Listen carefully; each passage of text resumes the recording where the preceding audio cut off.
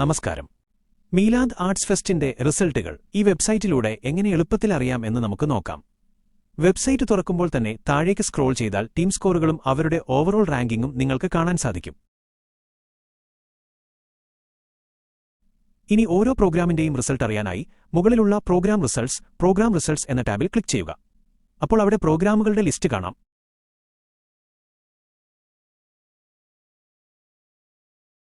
ഇതിൽ ഏതെങ്കിലും ഒന്നിൽ ക്ലിക്ക് ചെയ്താൽ ആ മത്സരത്തിലെ വിജയികളുടെ പേരും അവർക്ക് ലഭിച്ച ഗ്രേഡും പോയിന്റും വ്യക്തമായി കാണാൻ കഴിയും.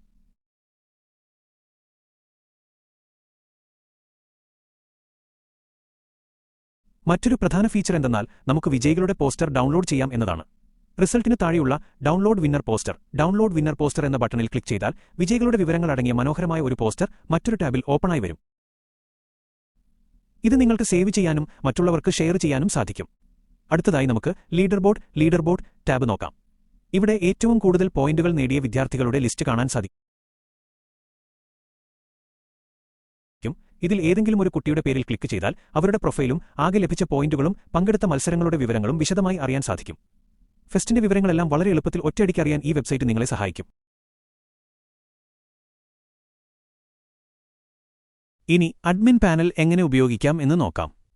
ഇതിനായി മുകളിൽ വലതുഭാഗത്തുള്ള മെനുവിൽ ക്ലിക്ക് ചെയ്ത് അഡ്മിൻ പാനൽ തിരഞ്ഞെടുക്കുക. അപ്പോൾ നിങ്ങൾക്ക് ഒരു ലോഗിൻ സ്ക്രീൻ കാണാൻ സാധിക്കും. അവിടെ നിങ്ങളുടെ അഡ്മിൻ പാസ്വേഡ് ടൈപ്പ് ചെയ്ത് സൈൻ ഇൻ ബട്ടൺ ക്ലിക്ക് ചെയ്യുക. ലോഗിൻ ചെയ്തു കഴിഞ്ഞാൽ വിദ്യാർത്ഥികളെ ചേർക്കാനുള്ള ഡാഷ്ബോർഡ് തുറന്നുവരും. ഇനി നമുക്ക് അഡ്മിൻ പാനലിലൂടെ എങ്ങനെ പുതിയ വിദ്യാർത്ഥികളെ ചേർക്കാമെന്നും ചേർത്ത വിവരങ്ങൾ എങ്ങനെ തിരുത്താമെന്നും ഡിലീറ്റ് ചെയ്യാമെന്നും വിശദമായി നോക്കാം. ആദ്യമായി ഒരു പുതിയ വിദ്യാർത്ഥിയെ ആഡ് ചെയ്യാൻ മുകളിലുള്ള ഫോമിൽ കുട്ടിയുടെ ചെസ് നമ്പർ ടൈപ്പ് ചെയ്തു കൊടുക്കുക. ഉദാഹരണത്തിന് ഇവിടെ 125 എന്ന് നൽകാം. അതിനുശേഷം തൊട്ടടുത്ത കോളത്തിൽ കുട്ടിയുടെ പേര് നൽകുക. ഉദാഹരണത്തിന് ഇവിടെ ഷാരിഫ് എന്ന് ടൈപ്പ് ചെയ്യാം. തുടർന്ന് ഡ്രോപ്പ് ഡൗൺ ലിസ്റ്റിൽ നിന്നും കുട്ടി ഉൾപ്പെടുന്ന ടീം തിരഞ്ഞെടുക്കുക. ഉദാഹരണത്തിന് ഇവിടെ ബദാർ എന്ന് സെലക്ട് ചെയ്യാം. അതുപോലെ തന്നെ കുട്ടിയുടെ കാറ്റഗറി കൃത്യമായി തിരഞ്ഞെടുക്കുക. ഉദാഹരണത്തിന് ഇതിൽ നിന്നും സീനിയർ എന്ന് നൽകാം.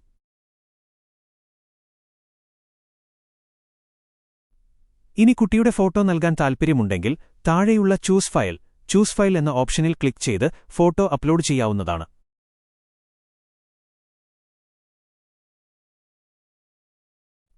എല്ലാം നൽകിയ ശേഷം വലതുഭാഗത്തുള്ള ആഡ് സ്റ്റുഡന്റ് എന്ന ബട്ടണിൽ ക്ലിക്ക് ചെയ്യുക.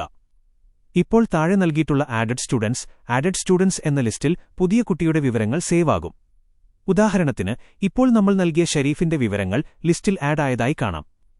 ഇനി നമ്മൾ നൽകിയ വിവരങ്ങളിൽ എന്തെങ്കിലും മാറ്റങ്ങൾ വരുത്തണമെങ്കിൽ വളരെ എളുപ്പമാണ്. താഴെയുള്ള ലിസ്റ്റിൽ നിന്നും മാറ്റം വരുത്തേണ്ട കുട്ടിയെ കണ്ടെത്തി ആ പേരിന് നേരെയുള്ള നീല നിറത്തിലുള്ള എഡിറ്റ് ബട്ടണിൽ ക്ലിക്ക് ചെയ്യുക.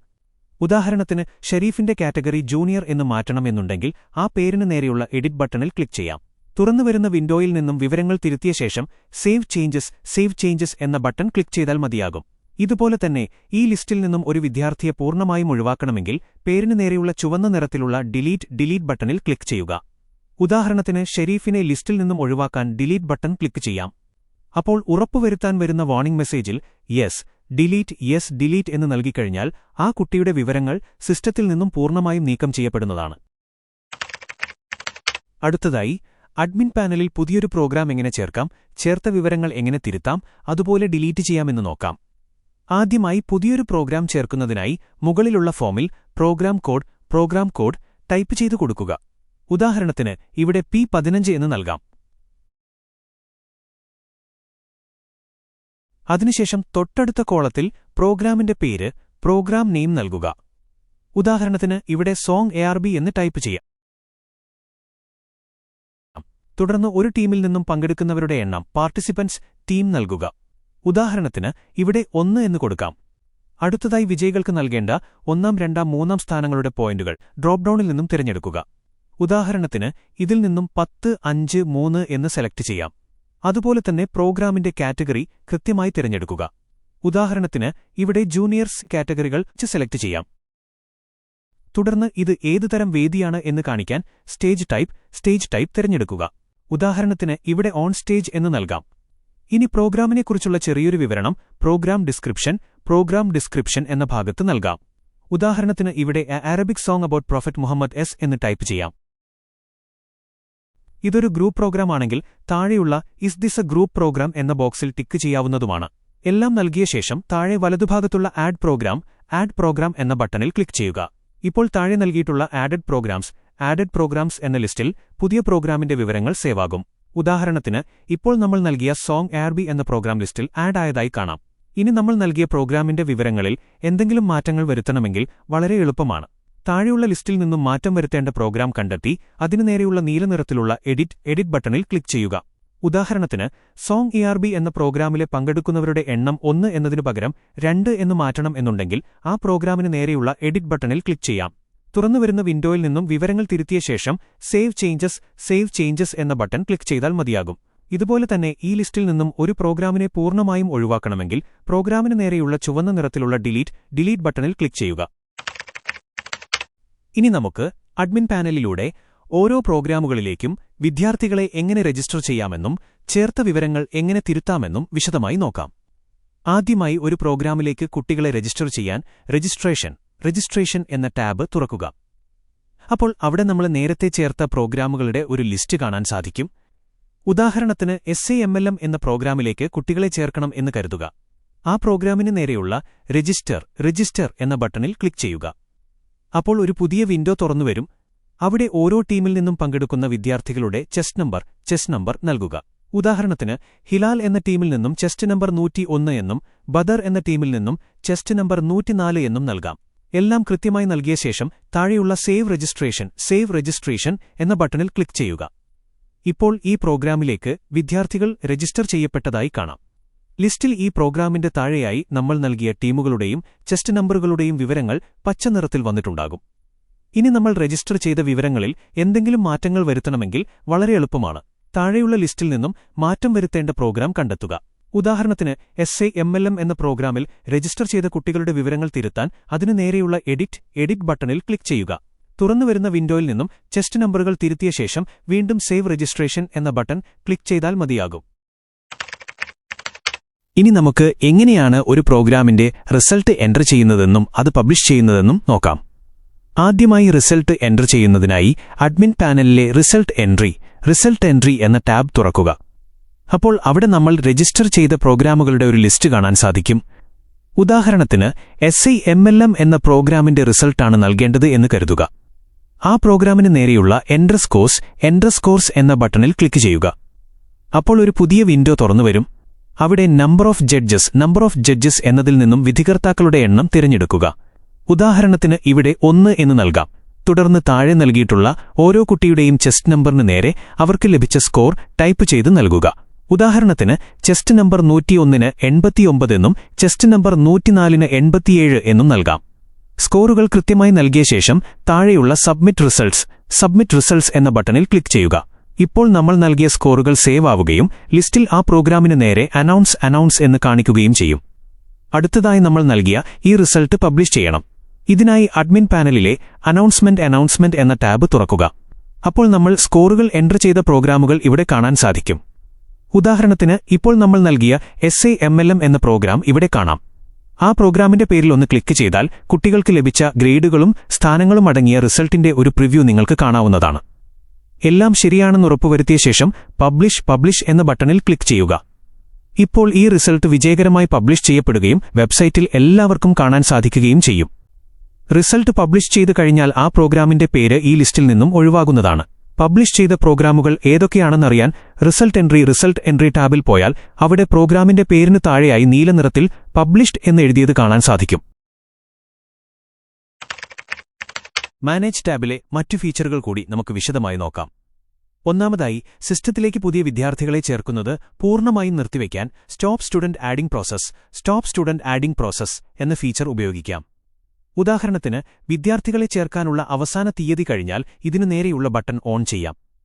ഇതോടെ ടീം അഡ്മിനുകൾക്ക് ഉൾപ്പെടെ പുതിയ കുട്ടികളെ സിസ്റ്റത്തിലേക്ക് ആഡ് ചെയ്യാൻ സാധിക്കില്ല.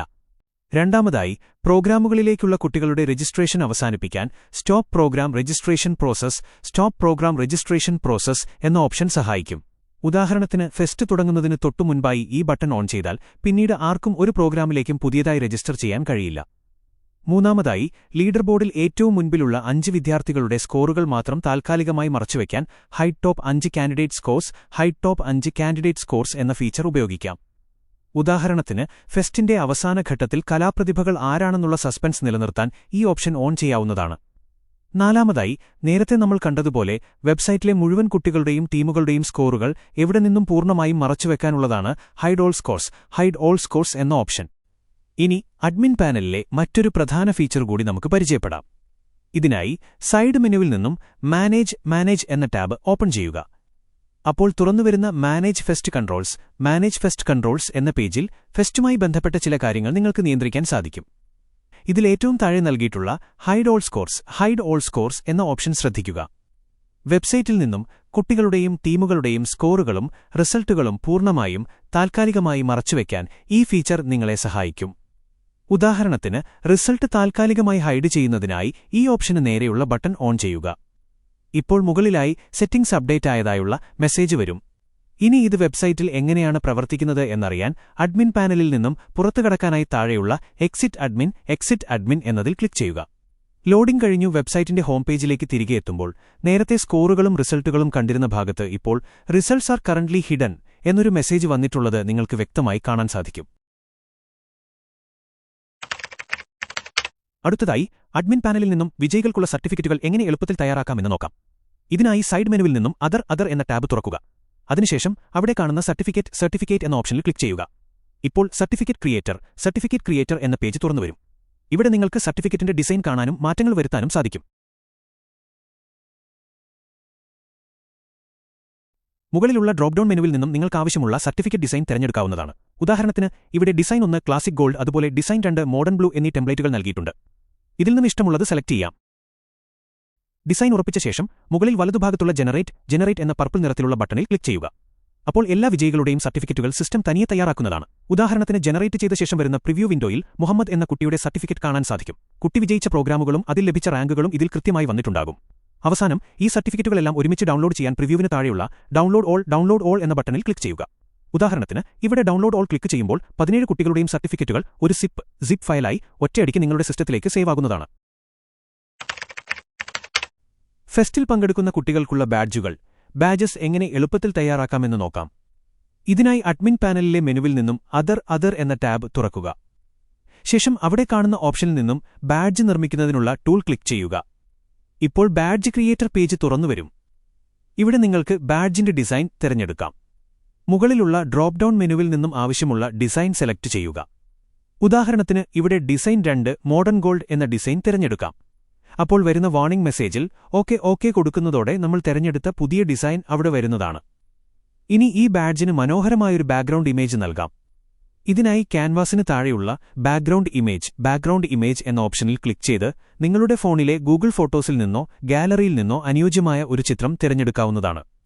ഉദാഹരണത്തിന് വീഡിയോയിൽ കാണുന്നതുപോലെ ഗോൾഡൻ നിറത്തിലുള്ള ഇമേജ് നമുക്കിവിടെ ബാക്ക്ഗ്രൗണ്ടായി നൽകാം. തുടർന്ന് ഈ ഡിസൈനിൽ നമുക്ക് വേണ്ട മറ്റ് മാറ്റങ്ങൾ വരുത്താവുന്നതാണ്. ബാഡ്ജിലെ ടെക്സ്റ്റുകളുടെയോ മറ്റ് ഡിസൈനുകളുടെയോ നിറം മാറ്റണമെങ്കിൽ അതിൽ ക്ലിക്ക് ചെയ്ത് പ്രോപ്പർട്ടീസ് പാനലിൽ നിന്നും മാറ്റാം. ഉദാഹരണത്തിന് കുട്ടിയുടെ പേര് വരുന്ന നെയിം എന്ന ടെക്സ്റ്റിൽ ക്ലിക്ക് ചെയ്ത് അതിന്റെ കളർ കറുപ്പ് നിറത്തിലേക്ക് മാറ്റാം. അതുപോലെ തന്നെ കാറ്റഗറി, ചെസ്റ്റ് നമ്പർ എന്നിവയുടെ നിറവും ഫോട്ടോയ്ക്ക് ചുറ്റുമുള്ള ബോർഡറിന്റെ നിറവുമെല്ലാം നിങ്ങൾക്കിഷ്ടമുള്ള രീതിയിൽ മാറ്റാവുന്നതാണ്. ഡിസൈനെല്ലാം സെറ്റ് ചെയ്ത ശേഷം മുകളിൽ വലതുഭാഗത്തുള്ള ജനറേറ്റ് എന്ന നീല നിറത്തിലുള്ള ബട്ടണിൽ ക്ലിക്ക് ചെയ്യുക. അപ്പോൾ എല്ലാ കുട്ടികളുടെയും ബാഡ്ജുകൾ സിസ്റ്റം തനിയെ തയ്യാറാക്കുന്നതാണ്. ഉദാഹരണത്തിന് ജനറേറ്റ് ചെയ്ത ശേഷം വരുന്ന പ്രിവ്യൂ വിൻഡോയിൽ മുഹമ്മദ് എന്ന കുട്ടിയുടെ ഫോട്ടോയും വിവരങ്ങളും കൃത്യമായി ഉൾപ്പെടുത്തിയ മനോഹരമായ ബാഡ്ജ് നിങ്ങൾക്ക് കാണാൻ സാധിക്കും. അവസാനമായി ഈ ബാഡ്ജുകളെല്ലാം ഒരുമിച്ച് ഡൗൺലോഡ് ചെയ്യാൻ പ്രിവ്യൂവിന് താഴെയുള്ള ഡൗൺലോഡ് ഓൾ എന്ന ബട്ടണിൽ ക്ലിക്ക് ചെയ്യുക. ഉദാഹരണത്തിന് ഇവിടെ ഡൗൺലോഡ് ഓൾ ക്ലിക്ക് ചെയ്യുമ്പോൾ 17 കുട്ടികളുടെയും ബാഡ്ജുകൾ ഒരു സിപ്പ് ഫയലായി നിങ്ങളുടെ മൊബൈലിലേക്ക് ഡൗൺലോഡ് ആകും. ശേഷം ആ ഫയൽ എക്സ്ട്രാക്ട് ചെയ്താൽ ഓരോ കുട്ടിയുടെയും ബാഡ്ജുകൾ ഇമേജ് ഫയലായി ഓപ്പൺ ചെയ്ത് നോക്കാനും ഉപയോഗിക്കാനും സാധിക്കുന്നതാണ്. ഇനി ഫെസ്റ്റുമായി ബന്ധപ്പെട്ട വിവിധ വിവരങ്ങൾ പ്രിന്റ് എടുക്കുന്നതിനോ അല്ലെങ്കിൽ PDF ആയി സേവ് ചെയ്യുന്നതിനോ ഉള്ള സൗകര്യം പരിചയപ്പെടാം. ഇതിനായി അഡ്മിൻ പാനലിലെ മെനുവിൽ നിന്നും ഡൗൺലോഡ് ഡാറ്റ എന്ന ഓപ്ഷൻ തിരഞ്ഞെടുക്കുക.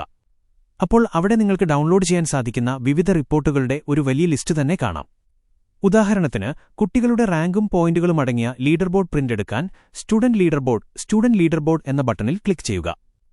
അപ്പോൾ അതിന്റെ പ്രിന്റ് പ്രിവ്യൂ വിൻഡോ തുറന്നുവരുന്നത് കാണാം. അവിടെ നിന്നും നിങ്ങൾക്കിത് നേരിട്ട് പ്രിന്റ് എടുക്കുകയോ അല്ലെങ്കിൽ സിസ്റ്റത്തിലേക്ക് PDF ആയി സേവ് ചെയ്യുകയോ ചെയ്യാം. അതുപോലെ തന്നെ ഏതൊക്കെ പ്രോഗ്രാമുകളിൽ ആരൊക്കെയാണ് രജിസ്റ്റർ ചെയ്തിട്ടുള്ളത് എന്നറിയാൻ പ്രോഗ്രാം രജിസ്ട്രേഷൻസ് എന്നതിൽ ക്ലിക്ക് ചെയ്താൽ മതിയാകും. അപ്പോൾ ഓരോ പ്രോഗ്രാമിലും പങ്കെടുക്കുന്ന കുട്ടികളുടെ ചെസ്റ്റ് നമ്പറുകളും ടീം വിവരങ്ങളും അടങ്ങിയ റിപ്പോർട്ട് പ്രിന്റ് ചെയ്യാൻ സാധിക്കും. ഇനി ഫെസ്റ്റിന്റെ സമയവിവരങ്ങൾ അടങ്ങിയ ഷെഡ്യൂളാണ് നിങ്ങൾക്ക് വേണ്ടതെങ്കിൽ താഴെയുള്ള പ്രോഗ്രാം ഷെഡ്യൂൾ എന്ന ബട്ടണിൽ ക്ലിക്ക് ചെയ്യാം. അപ്പോൾ ഓരോ സ്റ്റേജിലെയും പ്രോഗ്രാമുകൾ എപ്പോഴാണ് നടക്കുന്നത് എന്നതിന്റെയും അവയുടെ ദൈർഘ്യത്തിന്റെയും വ്യക്തമായ സമയക്രമം നിങ്ങൾക്ക് പ്രിവ്യൂ ആയി കാണാനും ഡൗൺലോഡ് ചെയ്യാനും സാധിക്കും. ചുരുക്കത്തിൽ ഫെസ്റ്റിന്റെ നടത്തിപ്പിനാവശ്യമായ എല്ലാവിധ റിപ്പോർട്ടുകളും വളരെ എളുപ്പത്തിൽ പേപ്പർ കോപ്പിയായി എടുക്കാൻ ഈ ഡൗൺലോഡ് ഫീച്ചർ നിങ്ങളെ സഹായിക്കും. ഇനി അഡ്മിൻ പാനലിലെ ഷെഡ്യൂൾ മേക്കർ എന്ന ടാബ് എങ്ങനെ ഉപയോഗിക്കാം എന്ന് നോക്കാം. ഫെസ്റ്റിന്റെ പ്രോഗ്രാമുകൾ നടക്കുന്ന വേദികൾ സെറ്റ് ചെയ്യുകയാണ് ഇവിടെ ആദ്യം വേണ്ടത്.